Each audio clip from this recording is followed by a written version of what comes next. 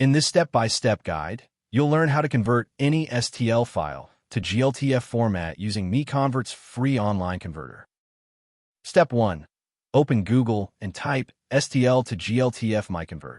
Click the first search result to open the converter page. Step 2.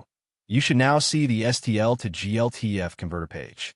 Everything you need is right here on one page. Step 3. Click Choose File. Find your STL file in the file browser, select it, and click Open to upload it. Step 4. Your file is now uploaded.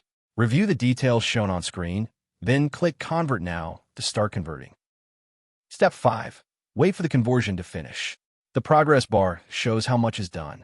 It won't take long. Final step. Click the Download button to save your converted GLTF file. That's the entire process, simple and free.